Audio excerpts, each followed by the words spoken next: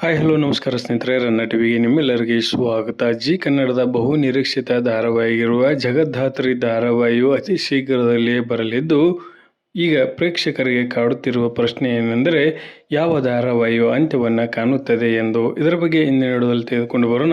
ನೀವು ಸಹಿತ ಕನ್ನಡದ ಧಾರಾವಾಹಿಗಳನ್ನು ಇಷ್ಟಪಡುವುದಾದರೆ ಈ ವಿಡಿಯೋಕ್ಕೆ ತಪ್ಪದೇ ಬಂದು ಲೈಕ್ ಮಾಡಿ.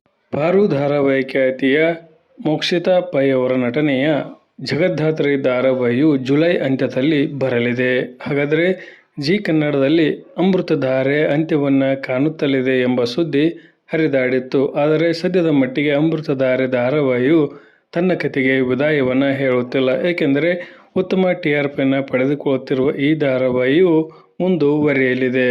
ಇನ್ನು ಇದರ ಬದಲಾಗಿ ಶ್ರಾವಣಿ ಸುಬ್ರಹ್ಮಣ್ಯ ಧಾರಾವಾಹಿಯು ತನ್ನ ಕತೆಗೆ ವಿದಾಯವನ್ನು ಹೇಳುವುದು ಬಹುತೇಕ ಖಚಿತವಾಗಿದೆ. ಈ ಧಾರಾವಾಹಿ ಅಂತ್ಯದ ನಂತರವೇ ಜಗದ್ಧಾತ್ರಿ ಧಾರಾವಾಹಿಯು ಪ್ರಸಾರಗೊಳ್ಳಲಿದೆ.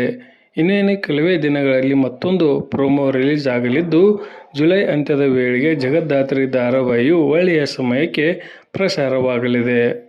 ಸದ್ಯ ಶ್ರಾವಣಿ ಸುಬ್ರಹ್ಮಣ್ಯ ಧಾರಾವಾಹಿಯು ಕಡಿಮೆ TRPಯನ್ನು ಪಡೆದುಕೊಳ್ಳುತ್ತಿರುವ ಕಾರಣಕ್ಕಾಗಿ ಈ ಧಾರಾವಾಹಿಯನ್ನು ಅಂತ್ಯಗೊಳಿಸುವುದು ಅನಿವಾರ್ಯವಾಗಿದೆ ಎಂದೇ ಹೇಳಬಹುದು.